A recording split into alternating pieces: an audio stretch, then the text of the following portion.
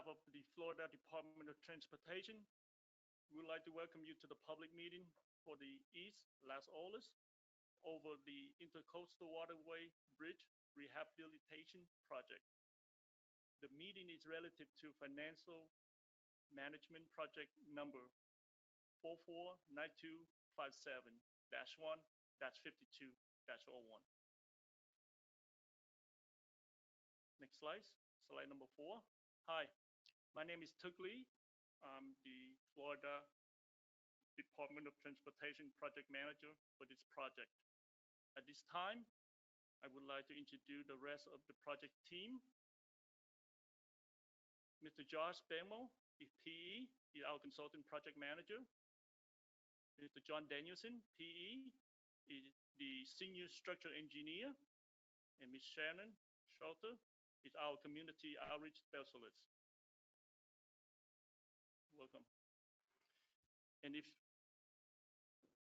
there are any elected official in attendance tonight, I invite you to introduce yourself at this time to be recognized. Shannon, do we have any elected officials joining us this evening?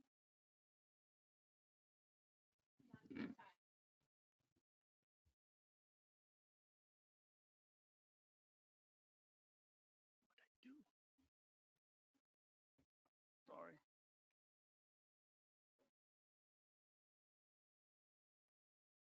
Next slide, slide number 5. Tonight's agenda includes an overview of technical information, FDOT discrimination policy and rule of engagement, the project location and overview, proposed improvements, construction impacts, project benefits, schedule and cost, question and answers, and followed by the contact information and closing before we adjourn. Thank you very much. Yeah. At this time, we have Mr. Shannon Schulter, our Communication Outreach Specialist, to go over the rules of engagement for this evening. Shannon. Thank you, Tuck. For those attendees dialing in by phone, you will only be able to listen to the presentation. If you would like a copy of this presentation, you can visit the project website and download a copy at your convenience. For those on the GoToWebinar platform, you can find a PDF version of the presentation under the handout section. You will have the option to download the presentation. If you experience any technical difficulties during the meeting, please type a message within the questions box and bring it to our attention. You can also contact Josh Pierce for assistance. You can reach Josh via email at josh.pierce@qcausa.com. That's JOSH_PERCE@qcausa.com, or by calling him at 352-397-5880. Next slide, please. Slide 7. Public notice for this meeting, including information on how to access the meeting platform, was provided in several ways. There was an ad placed in the Florida Administrative Register. Notice was also provided in the form of a public information meeting flyer to property owners and tenants in the project area. The public information meeting flyer was shared by the City of Fort Lauderdale Transportation Planning Division Manager with the HOA presidents in the Las Olas Isles area, Central Beach Neighborhood, Harbor Beach Neighborhood, and Beach Business Improvement District. A meeting notice was also provided via the Florida Department of Transportation's project webpage and social media platforms, and via email to the project's contact list. Next slide, please. Slide 8, non-discrimination policy and rules of engagement. Next slide, please. Slide number 9.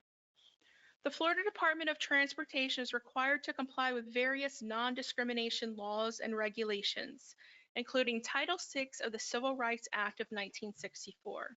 Public participation is solicited without regard to race, color, national origin, age, sex, religion, disability, or family status. Persons wishing to express concerns relative to FDOT compliance with Title VI may do so by contacting Sharon Singh Hyan, the District 4 Title VI Coordinator, at 3400 West Commercial Boulevard, Fort Lauderdale, Florida 33309. Her phone number is 954-777-4190, or by calling toll free at 866-336-8435, extension 4190.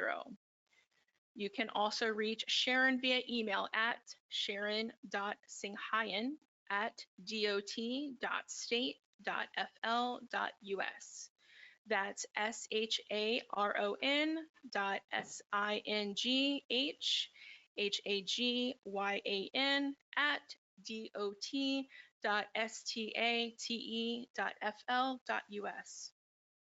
Or you can contact the statewide Title VI coordinator, Stefan Kulikowski. His address is 605 Suwannee Street, M-S 65, Tallahassee, Florida 32399. His phone number is 850-414-4742, or call him toll free at 866-374-3368, extension 4742. You can also reach Stefan via email at stefan.kulikowski@dot.state.fl.us. That's STEFAN.KULAKOWSKI@dot.state.fl.us. The Florida Department, oh, next slide, please.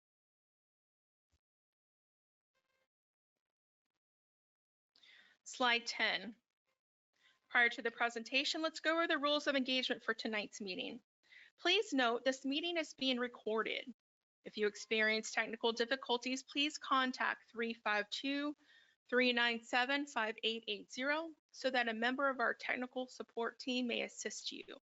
All virtual attendees will remain muted throughout the meeting. Virtual attendees are also welcome to submit any questions or comments using the GoToWebinar control panel at any time, or use the raise hand button on your control panel, and a member of our team will respond and unmute you during the open discussion period. All in-person attendees are welcome to submit a question or comment by forming a line after the presentation during the open discussion period.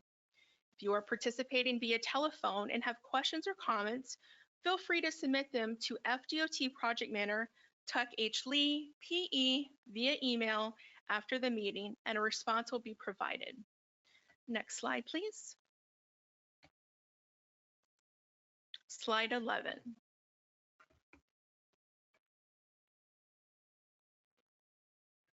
Thank you, Shannon. Thank you, Tuck. We're being treated to a recital here, aren't we? Background music, the ambiance. Well, thanks everyone for coming out. So I'm going now to the project location and project overview. Next slide, please. Slide number 12. So this is a very exciting project for the city of Fort Lauderdale and its residents that will repair and improve the Las Olas Boulevard movable bridge over the Intracoastal Waterway. Next slide, please. Slide number 13. It's been about 10 years since the last Las Olas Bridge, or since the Las Olas Bridge was last worked on, which included bridge painting and new barrier walls to protect pedestrians. And there were previously two rehabilitation projects in 1998 and 1979 that include machinery and fender repairs. And in the mid-1970s, the bridge was repainted and had bridge and fender repairs in the channel as well. So a little history about the bridge there. Next slide, slide number 14. So here is a summary of the proposed improvements, perhaps the most exciting of which is that the old steel grating on the movable span is going to be replaced with a brand new solid surface aluminum deck, which has only been designed twice before in the entire state. And we will also be repainting the bridge deck and the outside beams. We'll be replacing important electrical components and wiring. replacing the mechanical span locks, which connect the two halves of the movable bridge deck when it's in the down position. We'll be replacing the existing navigation marine fenders in the waterway, including replacement of the timber piles and the support beams, as well as renovating the tender house. There will also be some minor repaving at the bridge approaches as well, and restoring the existing traffic monitoring site, which counts the traffic entering and leaving the bridge. The overall project length is about 0.2 miles. Next slide, please. Slide number 15. Proposed improvements. We'll now show you visually the types of improvements that are being proposed to the bridge, which are also displayed on the boards behind you at the back of the room, which you can look at your leisure after the presentation. Slide 16. Next slide. Perhaps the most significant improvement will be the replacement of the old steel grating with a new solid aluminum deck, which we have a sample of. We don't have it here today, but we'll bring it to the commission meeting in December so I can show you. We'll discuss some of the important benefits of this deck later on. Sorry, I'm tall. This is too low. All right, next slide, please. Slide 17. So summary of the proposed improvements, visually speaking. In addition to the deck replacement, the upgrades include replacement of the existing fender system in the waterway that protects the bridge from boat impacts. So we know how important that is. Also mechanical and electrical upgrades to the motors and the span locks. Renovations to the control house where the bridge tender sits, and new paint on the exterior bridge elements and the new deck. Next slide, please. Slide 18. So now we'll talk about the construction impacts, which is pretty much what everybody is mostly concerned about. I know I would be. So in order for the city and its residents to enjoy the benefits of this important bridge project, we recognize that the construction impacts can create inconveniences for residents and tourists when accessing their homes and, of course, the beach and its shops and restaurants. And there are also impacts to marine vessels. The members of our design team and FDOT construction experts have extensively coordinated with the City of Fort Lauderdale managers and planners, as well as presented to the Central Beach Alliance to solicit their concerns to develop the most efficient and safe way to build the bridge improvements in phases. Next slide, please. Slide number 19. Oh, I don't think it works. It's not plugged in. Darn it. So in the first phase, well, let me just explain what you're going to see on this slide. We're going to talk about what's being built, the traffic impacts to vehicles and pedestrians, marine impacts, and how long is it going to take. This is probably the most important slide you're going to see tonight. So in the first phase, we're going to do the mechanical and electrical upgrades, as well as painting the bridge and the tender house renovations. So the impacts to traffic, you're going to see we're going to close the outside travel lane during the bridge painting on the eastbound direction, mainly for staging of the equipment that we're going to be using, as well as to perform the tender house renovations, which are also on that side of the bridge. There will be no impacts to boats during this phase, and this process takes approximately 6 months. In phase 2, this is when that fender system, the marine protection fender system, is going to be removed and the new one's going to be installed beneath the bridge. So this is going to require full bridge closure for the bridge piles that are beneath the existing movable span. So there will be detours at nighttime only from 8 p.m. to 6 a.m. for about a month. The bridge will be open for fenders that are not beneath the movable span. And when the bridge is closed at night, the traffic will be detoured to Sunrise Boulevard via US 1 and State Road A1A, which coincidentally is happening tonight. So I believe some of you are aware of that project.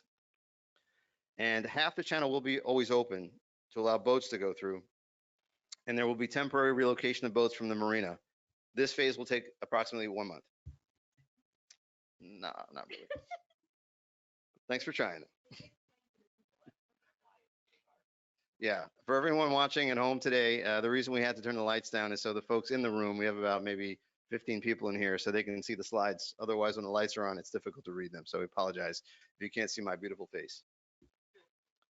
All right, starting now with the most exciting part of the bridge here, the bridge deck, phases 3A and 3B.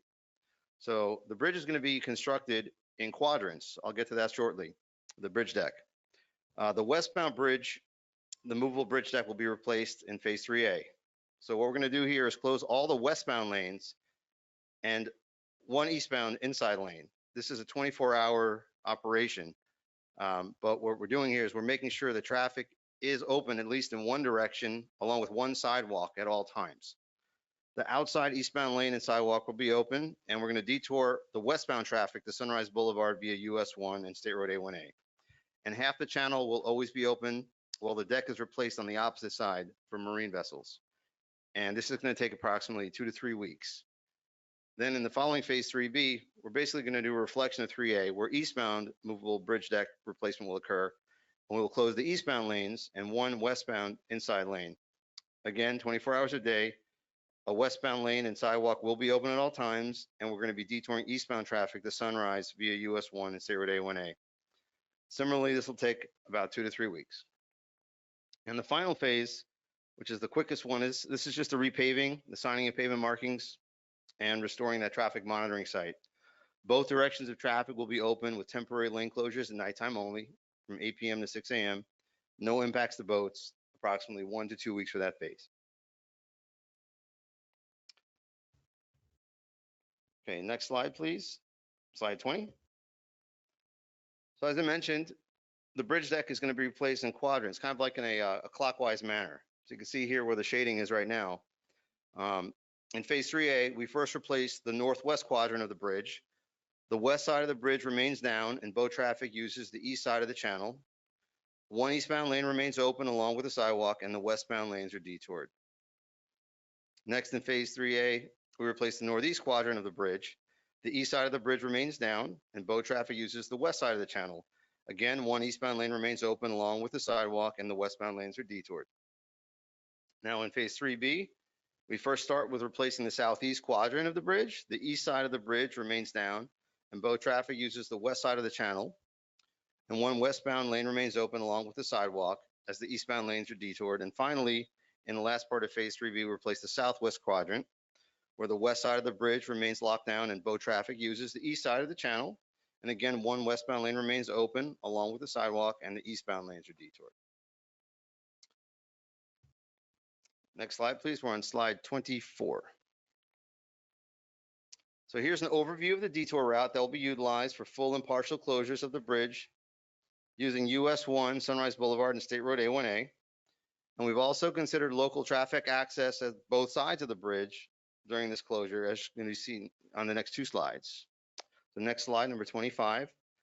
West of the bridge, there will be access to the local residential streets and condos as depicted using detour signage and temporary traffic control devices. Next slide, please, number 26. Similarly, on the east side of the bridge, there will be access to the local residential streets, condos, businesses, and marinas using detour signage and temporary traffic control devices as well. Next slide, please, number 27. So additional temporary traffic control plan concerns that we're going to talk about, mainly how do we minimize delays and impacts to everyday travel? So by using those partial detours instead of a full closure during the deck replacement, we help to maintain pedestrian access by keeping one sidewalk open at all times and help to reduce travel times and burdens by keeping one direction of traffic open.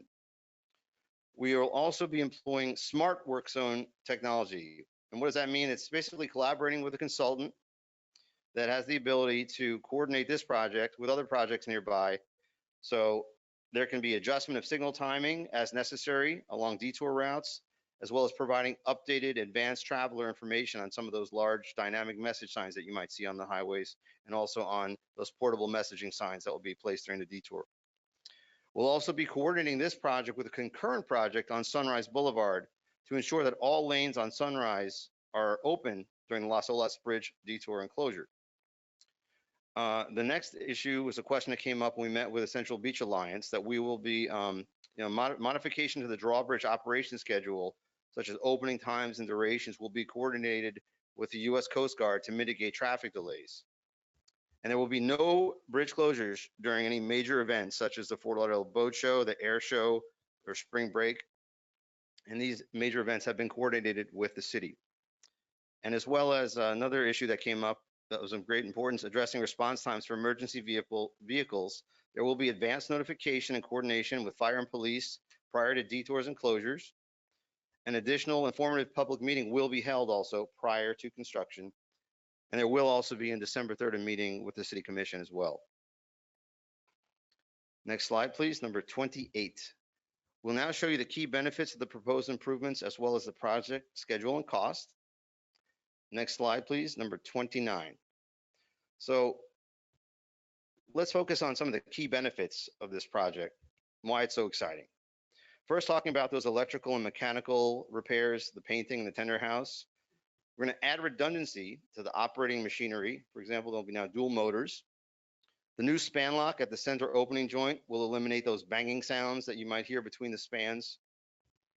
There'll be new windows, doors, new bathroom, and a painted exterior on the tender house, so the bridge center will be nice and comfy there. There will also be new paint, which provides an aesthetically appealing protective barrier to the outside fascia and the movable deck. Now, that new solid aluminum deck will employ accelerated bridge construction, like we mentioned how we're going to construct it in quadrants or in 4 pieces. It's a prefabricated deck that will be installed while assembled. The solid deck also, as I mentioned, provides reduced road noise, better rideability for bicyclists, and is more resilient, non-corrosive, and much more aesthetic as well. And that new fender system is more resilient as it is fiber reinforced polymer, which is better at absorbing energy from vessel impacts. Durable, easy to maintain, and environmentally friendly, and it's also reduced noise during pile installation because of the way it's installed. So that's another benefit to that technology there. And finally, the paving, striping, the signing, and the traffic monitoring site that will increase the safety and aesthetic enhancements of the roadway because of the new asphalt, and you're going to have also new 2-tone contrast lane stripes on the bridge approaches, as well as new vehicle detection loops and pull boxes at that traffic monitoring site as well. Next slide, please, number 30. So the project schedule and cost. The estimated construction start time is the spring of 2026. The estimated construction end is the spring of 2027 with an estimated construction cost of approximately $12 million.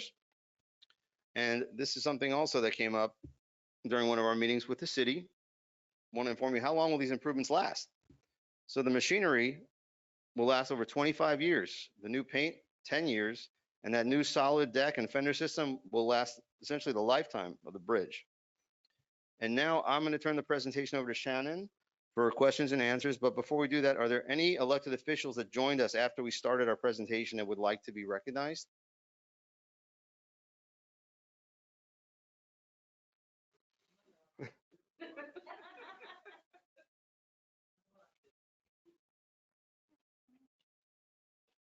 All right, Shannon.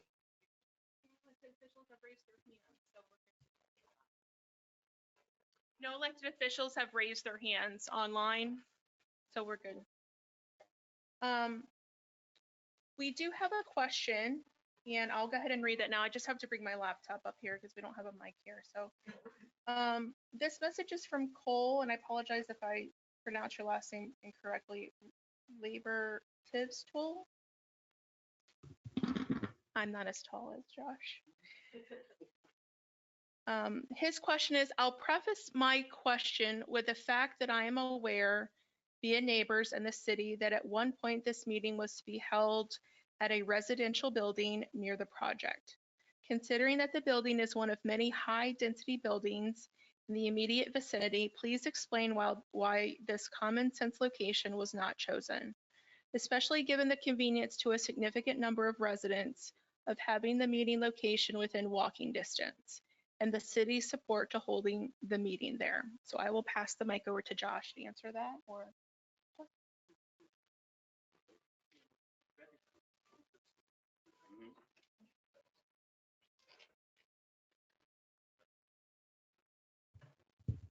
Okay, thank you very much for that question. And I'll preface this by saying that we actually had a very thorough vetting process for the location of the public workshop. We did try our best to work with the city to have it closer to the project location. The main concern between the city and the department was the parking situation, and there was no free parking available at the time.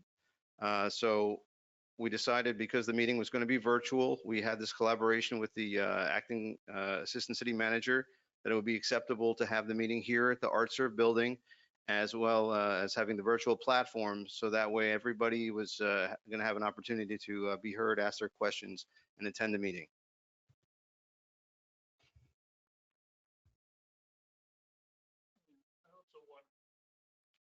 also want to add that for procedure, we have to select a place free of parking and free of fees so that everybody can join our public meeting. We did that to the legal and public information officer. Yeah.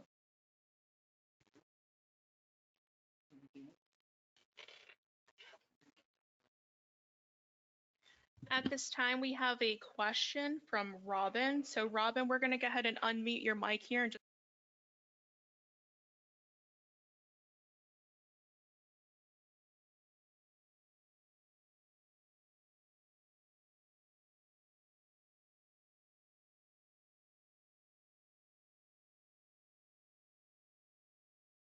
Oh, your hello. microphone and then we'll be able to hear you. Hi, good evening. Do you hear me? Hello, do you hear me? I can't hear her. Hello? Your mic is working. Hi, if you can hear me, please affirm that. I don't hear you. Yes, we can hear you.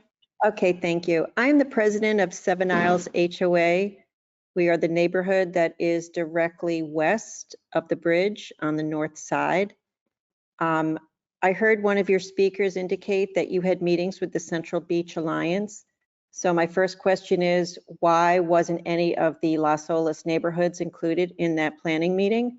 We also are directly impacted by any work that's done on the Las Olas Bridge. I represent 300 properties here on the Isles. That's my first question. My second question is, we have issues with emergency vehicles responding in adequate amount of time. This is going to mean increased traffic for us, for our residents that come in and out of our neighborhood, and how specifically will that be addressed so as to alleviate the undue burden on our residents during this construction time?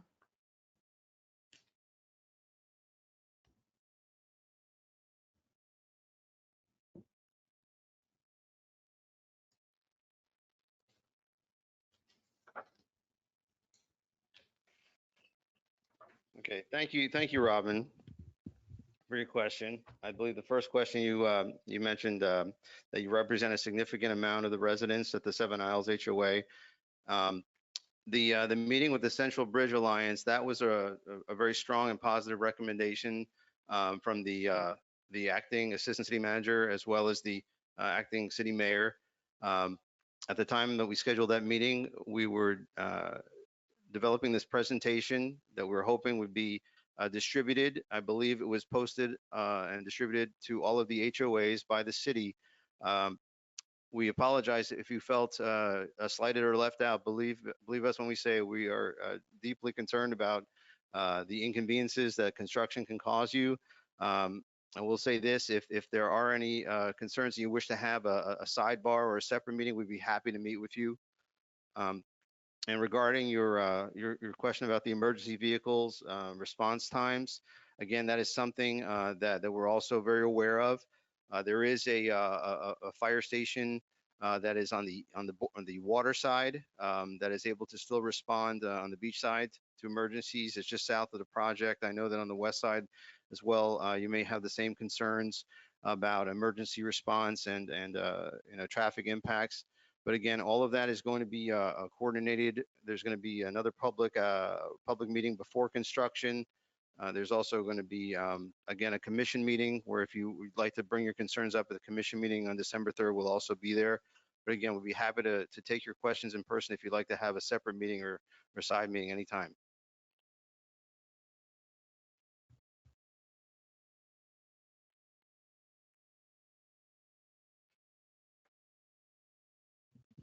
At this time, are there any additional questions? We have one in the room. You have a mic? Okay. Yep, we'll just have you step up here to the microphone.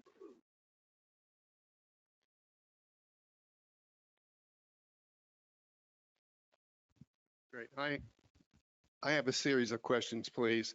When you say there will be no bridge closures during spring break is a rather stretched out period of time. Can you define what no closures during spring break really means?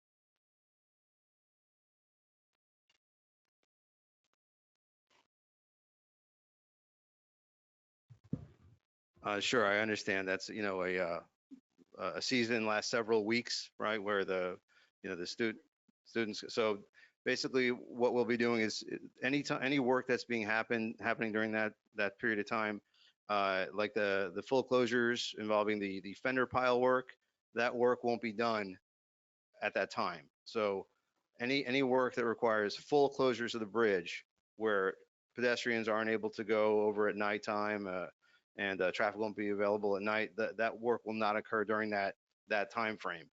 So I guess that's basically what is that, March and maybe from early March to early April or so. So we'll coordinate that with the contract that there will not be any closures during that time. Okay. So in the replacement of the deck and the quadrants that you described, why is it that you can't keep two-way traffic? If you're closing down the West Bang lane, why can't we have bi-circulation No, that's travel actually on the other side? That's a good question. So we did consider that. The problem is the lane widths would be too narrow to be safe. We'd end up with travel lanes essentially less than 10 feet wide. And the reason is because we have to protect the drop off. There will basically be half the bridge will be gone.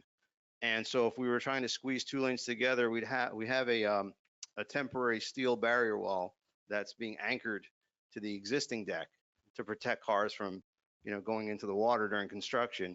Essentially, we can't fit two 10-foot lanes with 1 foot to spare for a shoulder, and have bidirectional traffic.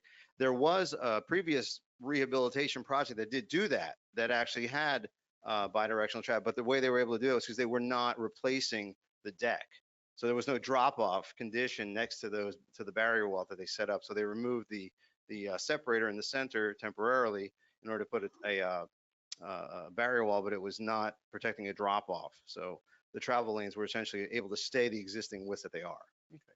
So what can we expect in terms of additional traffic management? Meaning, how far out are you going to start telling people on the streets not to come this way and to go the other way? I mean, are we going to tell people when they get off 95? We're going to tell people when they're on Broward to go in another direction? And what kind of conversations have been held with the city of Fort Lauderdale about just traffic management? Because at the very beginning, it's going to be a nightmare, in some of those key Understood. intersections. Mhm. And what can we expect in terms of traffic management?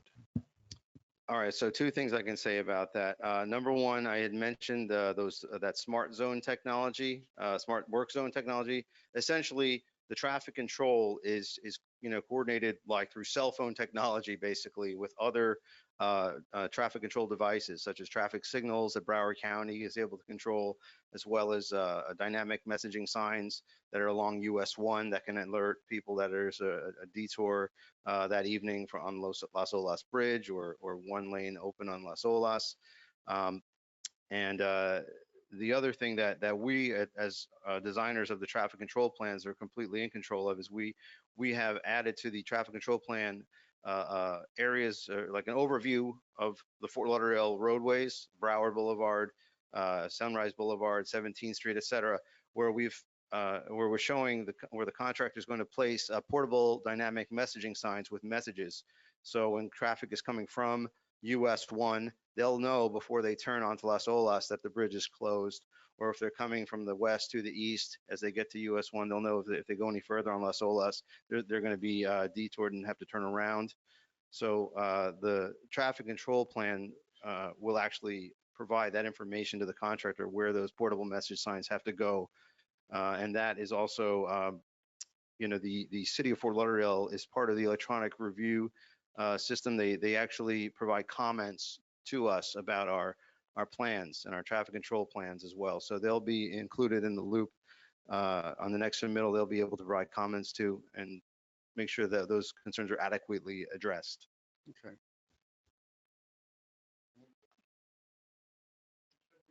Oh, yes, and that's true. The project will be, there's a website for the project that will be, Okay, so just the- one more maybe. When you say work, uh, are you working on Saturdays and Sundays too, or will the bridge be open on Saturdays and Sunday with no construction? Are you just working Monday through Friday, or will we have access to both lanes of travel on the weekend? What does that? They will be at, they'll work on, the bridge will be open on the weekends. No. Working on the weekends, yeah. There will be, okay, I apologize. There will be work on the weekends as well. Okay. Because I think some of the citizens of Fort Lauderdale, we've been through the tunnel and that seemed to have Yes. taken forever. And this is a major traffic issue in the beach. And when you couple that with the foot races that go on and during spring break and all the road races and all the events that we have down there and the closure of the Las Olas Festival Street and the construction of some of the high rises that are going on that shut down lanes of Seabreeze, it's just a nightmare. So we really need your help in communicating to everybody constantly because it's an issue. Thank you.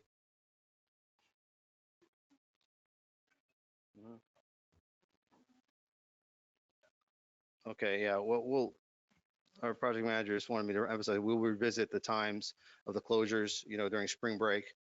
And the weekend issue, again, I would like to say that during construction, the project engineer, if traffic is getting really out of hand, if it's really bad, there will be opportunity, it can happen, where we may have to adjust our traffic control times and schedules during construction.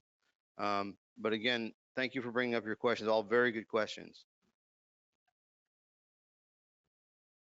Oh, microphone.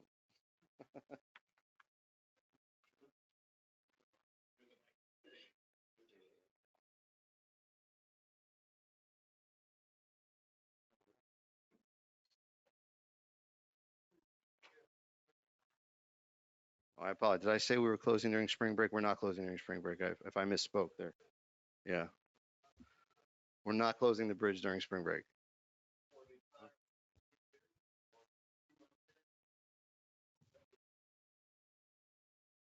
Yeah, we'll coordinate, we'll revisit that issue with the city to make sure that during those 6 weeks or 8 weeks that you're referring to, that the bridge will be open in that time. Good evening. My name is John Roth. I live in the Four Seasons condominium, which is just across the canal from the Venetian condominium. And I've lived there 33 years. I'm a retired engineer for Caterpillar. I've worked on all kinds of construction projects. I take lots of pictures around the world with the idea of how would I do that better?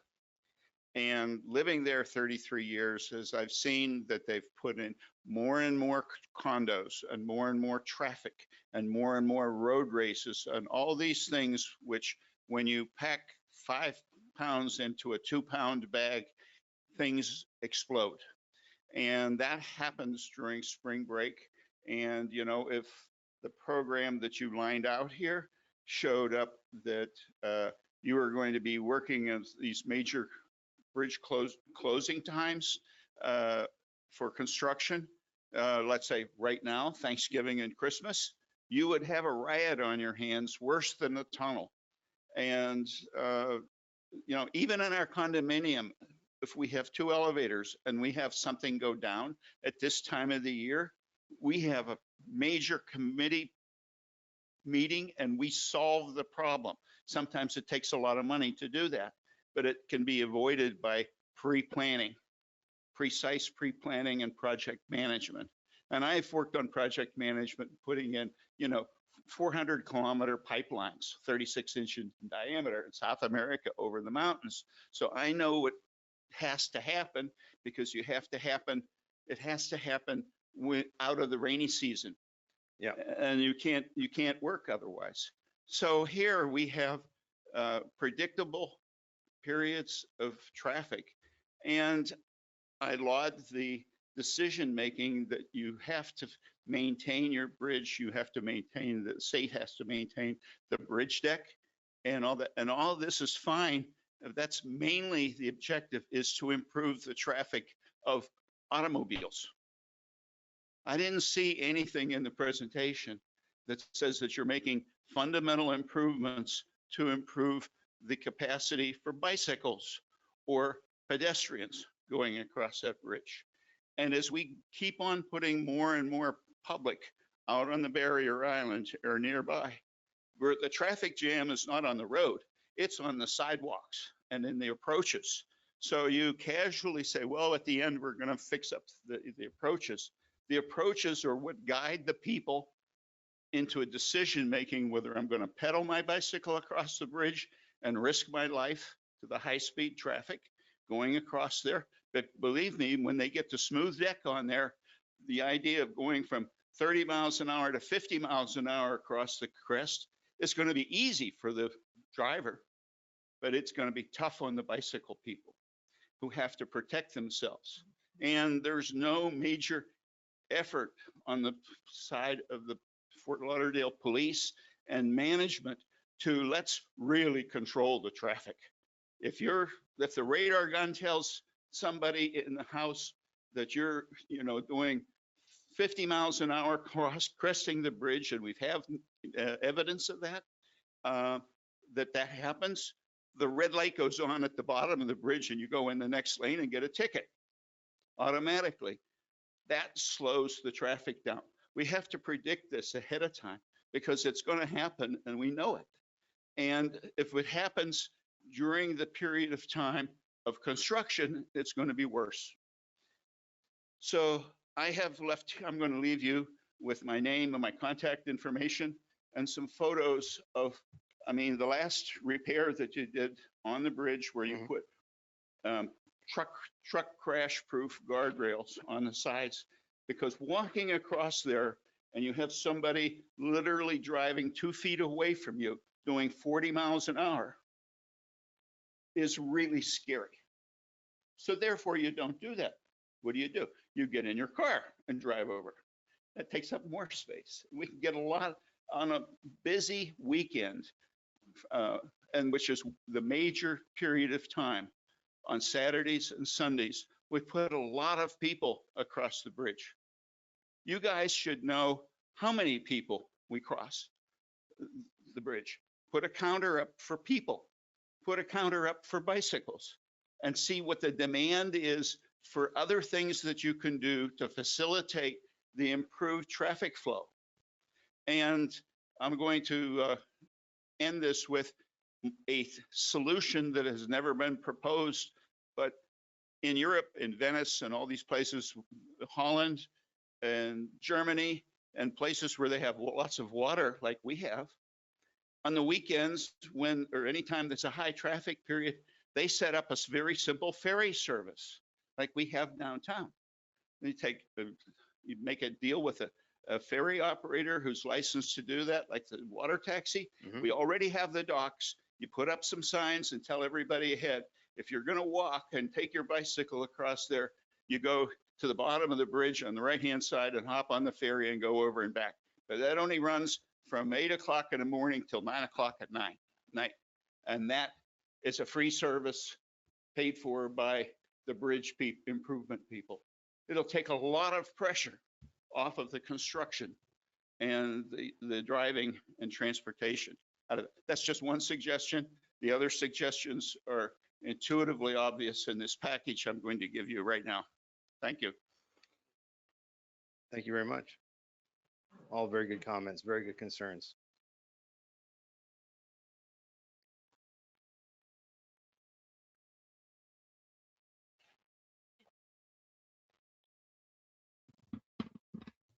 I wanted to revisit with Robin. She had another comment. She said, I will need to have a meeting with the team because there are a lot of lost Olas fairs, etc. And how will the closing of work during spring break, etc., boat show impact the project completion deadline? Robin, I'm going to go ahead and unmute your mic. And if you wanted to add anything additional, go ahead and unmute. your mic now if you had additional questions. Oh, hi. I think some of the comments made by the last speaker were brilliant. I think that considering the impact that the bridge closure will have on people who live here in the community, as well as the ever burgeoning tourist, I think the idea of looking out of the box for solutions to ameliorate the traffic is a great idea. Again, we deal with traffic here, immense traffic because of all the super construction that goes out along the beach. We're kind of sandwiched here in the aisles between the beach and downtown, so we're squeezed. I agree. I think we really need to have a very concrete plan for residents here about how they're going to navigate through this bridge reconstruction and remediation, which is needed. I mean, no one is saying that this project is not necessary. It's very, very necessary. But how are the people who live and work here going to be impacted, and how will the traffic then be ameliorated for those of us?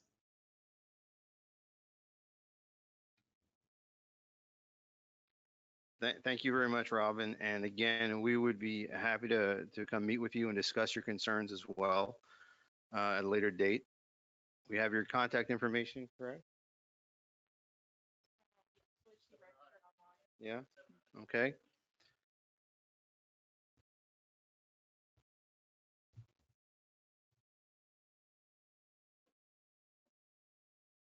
Elizabeth, the first one here.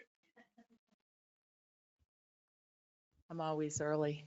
I'm Elizabeth George. I'm with the Central Beach Alliance, and I also live at the Portofino. So everything that everybody has said, I completely understand and fully agree with, having lived with all the construction, living as close as we do with the marina and everything else that's gone on. But one of the suggestions I would like to make that you might want to consider, everybody keeps bringing up all the changes and the crazy schedule that you're going to have and the road closures and all of that. One of the things that was valuable for us during the marina construction was we had monthly meetings that were formal meetings that were representatives from all of the neighborhood right around the marina met with the project manager.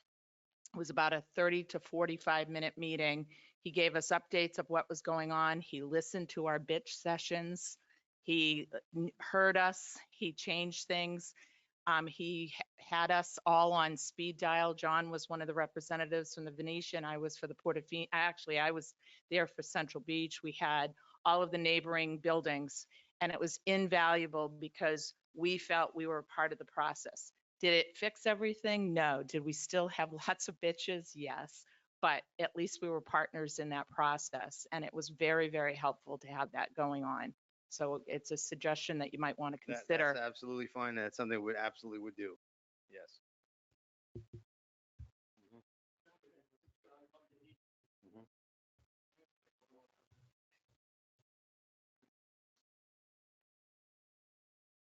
Again, I also think it's very important for the city of Fort Lauderdale, particularly the special events committee, because we have one of those, and all the events go to the committee, but we need to clearly understand what the impact of those events in 26 and 27 during the time of this project.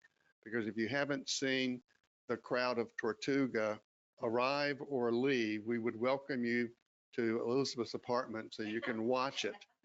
And if you can watch what happens when the garage empties out and there are thousands of people in the street, but it isn't just Tortuga, it's the other music events, it's the Memorial Day event, the 4th of July event, Labor Day event. It happens all the time, and the city has to understand and work closely with you guys and to see what we're going to do. I mean, anytime you close down the Festival Street, which is Las Olas between Seabreeze and A1A, it disrupts all the traffic.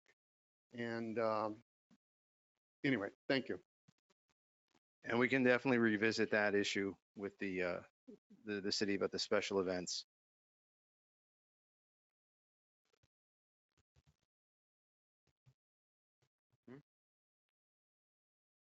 Yeah, that's John Burns.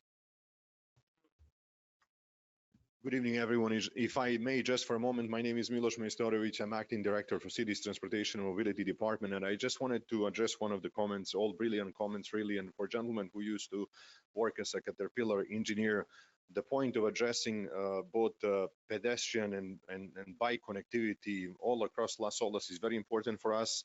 Obviously, FDOT is really focused on rehabbing the bridge section itself. Las Olas, there is a need much more outside of the bridge, right? All the way from downtown, all the way to the beach or A1A, right? So there is a separate project associated with that. It is Las Olas Mobility. A couple of years ago, back in 2017, city started working on a vision for improving Las Olas Mobility or Las Olas corridor all the way from about 3rd Avenue to A1A. It was earlier this year in May when we awarded contract to a design firm. It is WSP who is advancing the design process for the Western corridor from 3rd Avenue to Southeast 17th Avenue. And then a few months ago, we also awarded the Eastern corridor, which is from 17 all the way to A1A, that is to Kimley Horn. We are in the process of executing agreement with them and starting that design effort that will take about 2 years to complete.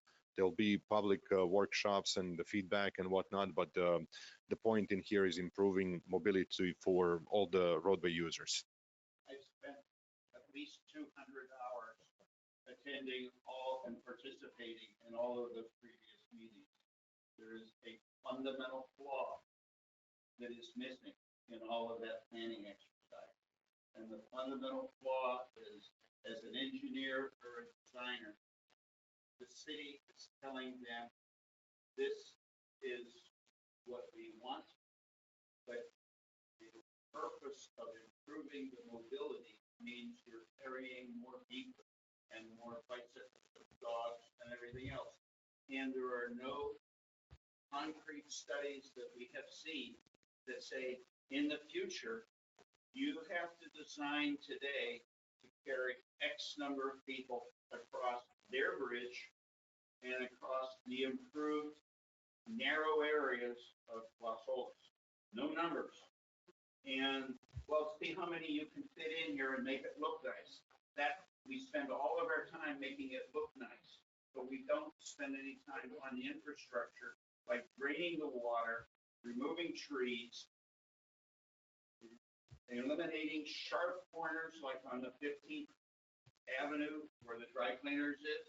You know, we've got 4 new bollards put up there and 3 are down and 1 to go. And that kind of thing stops the whole project and all of your concepts until you figure out how many people we're going to carry from one end to the other end of the man. Appreciate your feedback. Thank you, John. And again, we feel your pain. We really do. This particular project, this actually started out as a much smaller scope. Actually, it was just to replace little small spots of rusted steel, and you know, and yeah, and it's just accelerating the accelerated deterioration from the spray of the water. Just made it, you know, very important to replace the entire deck. And unfortunately, yeah, I mean, there is no way with this particular project to widen for bicycle lanes or wider sidewalks. The best we can do is you're getting the beautiful brand new deck, which is nice and smooth. I understand your concern about the speeding. It will be a much easier surface for bicycles to ride on, but again, I understand you're concerned that bicyclists might not feel safe. So.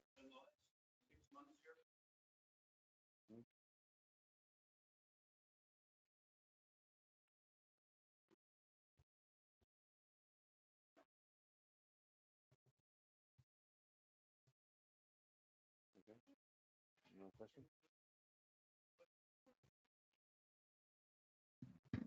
I just want to just ask for anybody else in the room or anybody that's participating online, if you have any additional questions, just use the raise hand feature and we'll grab you. We'll just give it another minute.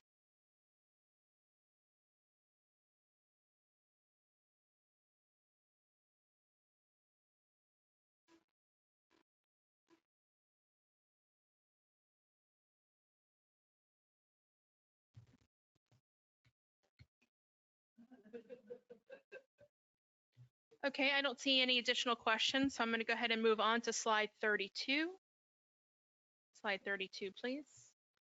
All in-person attendees are welcome to submit a question or comment by forming a line and standing on the designated markers. I think we've done really well with that. I'll just finish reading this, but since we've already done this part, virtual attendees are welcome to ask a question or provide a comment by utilizing the question panel or raised hand button on the GoToWebinar control panel. Thank you very much. We'll go ahead and go to slide 33.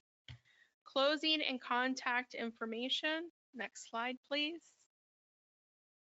Slide 34, we're currently on slide 34. If your question was not responded to during the event, a response will be provided later. While comments and questions will be accepted at any time, those submitted by November 21st, 2024, 7 days, excluding holidays after the public meeting, will become part of the project's public meeting record. All registrants will receive a link to the meeting recording. Next slide, please. Slide 35. If you have additional questions, please contact FDOT Project Manager, Tuck H. Lee, PE, via email at tuck.lee@dot.state.fl.us. That's thuc.le@dot.state.fl.us, or by U.S. mail at the Florida Department of Transportation at 3400 West Commercial Boulevard, Fort Lauderdale, Florida 33309, or lastly by calling 954-777-4552 or toll free 866-336-8435 extension 4552. Next slide, please. Slide 36. The 2055 Florida Transportation Plan update process is going on now, and FDOT encourages all of our communities and partners to participate in the process. The 2055 FTP will be a comprehensive statewide blueprint guiding Florida's 30-year transportation future. The FTP will have statewide goals and regional objectives, empowering our communities to develop local strategies around the FTP's common framework. This way, the local strategies will be able to fit within the fabric of each community's unique needs. The plan will be developed through steering committee guidance, focus group support, and comprehensive community engagement, both partner and public engagement. Not sure what the FTP is all about or want to learn more? Please visit floridaftp.com to see how you can participate. Join a focus group, attend a webinar or regional workshop, or simply provide your comments and feedback. Join us as we build our transportation future together. And with that, that is the end of the presentation. Thank you all so much for joining us tonight.